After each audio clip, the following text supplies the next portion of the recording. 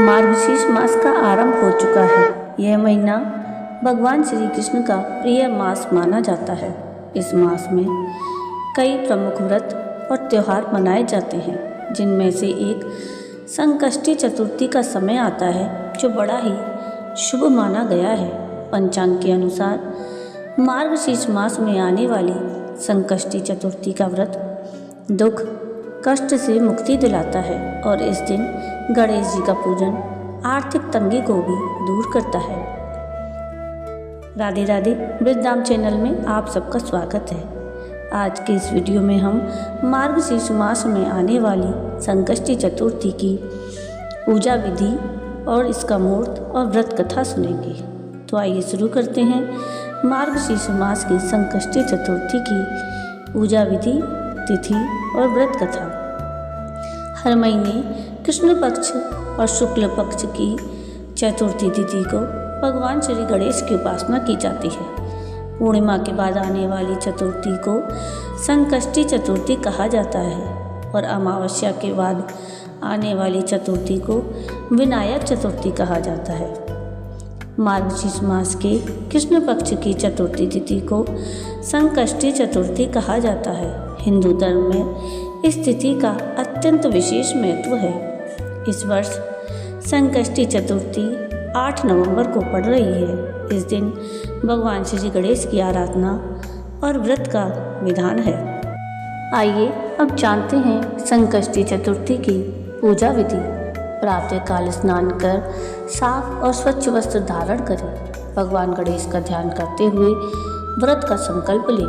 पूजा स्थल पर लाल या पीले कपड़े से चौकी सजाएं और उस पर गणेश जी की प्रतिमा या चित्र स्थापित करें। भगवान गणेश को जल, दूर्वा, अक्षत, लड्डू, पान, धूप, दीप, पुष्प आदि अर्पित करें। ओम गंग गणपतये नमः मंत्र का जाप करते हुए गणेश जी की आरती करें। सायंकाल पुनः इसी प्रकार से पूजा करें। चंद्रमा के दर्शन के समय शहद, चंदन और रोली मिश्रित दूध से अर्घ दें।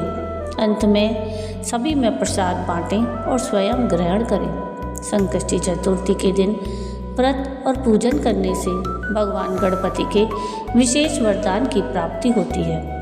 ऐसा माना जाता है कि इस व्रत से स्वास्थ्य संबंधी समस्याएं दूर होती हैं और रुके हुए कार्य भी पूरे होते हैं। यदि किसी व्यक्ति के जीवन में लगातार बाधाएं आ रही हों तो उसे इस दिन शक्कर मिश्रित दही में अपनी छाया देखकर वह दही भगवान गणेश जी को अर्पित करनी चाहिए। ऐसा करने से सभी अड़चनें दूर होती हैं और सौभाग्य में वृद्धि होती है। संकष्टी चतुर्थी को संकटों को हरने वाली चतुर्थी कहा गया है। इस दिन गणेश जी को दूर्वा चढ़ाना विशेष रूप से शुभ माना जाता है, क्योंकि दूर्वा में अमृत का वास बताया गया है। गणेश जी को दूर्वा अर्पित करने से स्वास्थ्य लाभ और दीर्घायु की प्राप्ति होती है। आइए सुनते हैं अब संकष्टी चतुर्थी की व्रत कथा। एक बार माता पार्वती जी ने गणेश जी से पूछा कि अगेन कृष्ण चतुर्थी संकटी चतुर्थी क्यों कहलाती है। इस दिन किस गणेश की पूजा किस रीति से करनी चाहिए। गणेश जी ने उत्तर दिया कि हे हिमालय नंदिनी, अगेन में पूर्वोक्त रीति से गजानन नामक गणेश की पूजा करनी चाहिए। पूजन के बाद अर्घ देना चाहिए।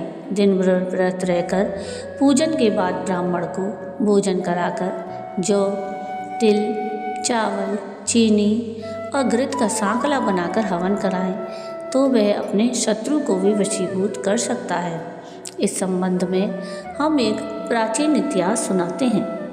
प्राचीन काल में त्रेता युग में दशरथ नाम के एक प्रतापी राजा थे। वे राजा आखेट प्रिय थे। एक बार अनजाने में ही उन्होंने एक श्रवण कुमार नामक ब्राह्मण का आखेट में वध कर दिया। उस ब्राह्मण के अंधे माता पिता ने राजा को श्राप दिया कि जिस प्रकार हम लोग पुत्र शोक में मर रहे हैं, उसी भांति तुम्हारा भी पुत्र शोक में मरण होगा। इससे राजा को बड़ी चिंता हुई। उन्होंने पुत्रेष्टि यज्ञ कराया। फलस्वरूप जगदीश्वर ने राम रूप में अवतार लिया। भगवती लक्ष्मी जानकी के रूप में अवतरित हुईं।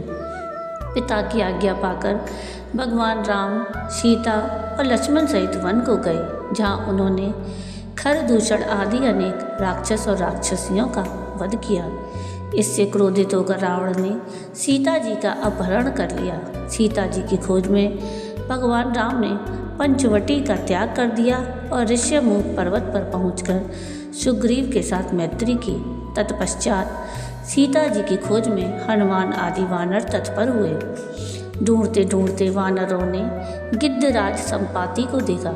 इन वानरों को देखकर संपाति ने पूछा कि तुम कौन हो, इस वन में कैसे आए हो, तुम्हें किसने भेजा है, यहाँ पर तुम्हारा आना किस प्रकार हुआ है। संपाति की बात सुनकर वानरों ने उत्तर दिया कि भगवान विष्णु के अवतार दशरथ नंदन राम जी, सीता और लक्ष्मण जी के साथ दंडक वन में आए हैं। वहाँ पर उनकी पत्नी सीता जी का अपहरण कर लिया गया है। हे मित्र, इस बात को हम लोग नहीं जानते कि सीता कहाँ हैं। उनकी बात सुनकर संपाति ने कहा कि तुम सब रामचंद्र के सेवक होने के नाते हमारे मित्र हो। जानकी जी का जिसने हरण किया है और वह जिस स्थान पर है वह मुझे मालूम है। सीता जी के लिए मेरा छोटा भाई जटायु अपने प्राण गंवा चुका है। यहाँ से थोड़ी ही दूर पर समुद्र है और समुद्र के उस पार राक्षस नगरी है। वहाँ अशोक के पेड़ के नीचे सीता जी बैठी हुई हैं। रावण द्वारा अपहृत सीता जी अभी भी मुझे दिखाई दे रही हैं। मैं आपसे सत्य कह रहा हूँ, सभी वानरों में हनुमान जी अत्यंत पराक्रमशाली हैं, अतः उन्हें वहाँ जाना चाहिए। केवल हनुमान जी ही अपने पराक्रम से समुद्र लांघ सकते हैं, अन्य कोई भी इस कार्य में समर्थ नहीं है। संपाति की बात सुनकर हनुमान जी ने पूछा कि हे संपाति, इस विशाल समुद्र को मैं किस प्रकार पार कर सकता हूँ, जब हमारे सब वानर उस पार जाने में असमर्थ है, तो मैं ही अकेला कैसे पार जा सकता हूँ। हनुमान जी की बात सुनकर संपाति ने उत्तर दिया कि हे मित्र, आप संकटनाशक गणेश चतुर्थी का व्रत कीजिए। उस व्रत के प्रभाव से आप समुद्र को क्षण भर में पार कर लेंगे। संपाति के आदेश से संकष्टी चतुर्थी के उत्तम व्रत को हनुमान जी ने किया। हे देवी, इसके प्रभाव से हनुमान जी क्षण भर में समुद्र को लांघ गए। इस लोक में इसके समान सुखदायक कोई दूसरा व्रत नहीं है। श्री कृष्ण जी कहते हैं कि महाराज युधिष्ठिर, आप भी इस व्रत को कीजिए। इस व्रत के प्रभाव से आप क्षण भर में अपने शत्रुओं को जीतकर संपूर्ण राज्य के अधिकारी बनेंगे। भगवान श्री कृष्ण के वचन सुनकर युधिष्ठिर ने भी गणेश चतुर्थी का व्रत किया। इस व्रत के प्रभाव से वे अपने शत्रुओं को जीतकर राज्य के अधिकारी बने।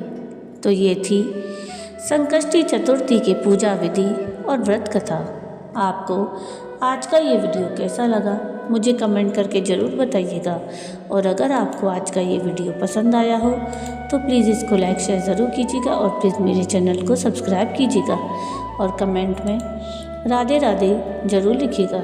वीडियो पूरा देखने के लिए थैंक यू। राधे राधे।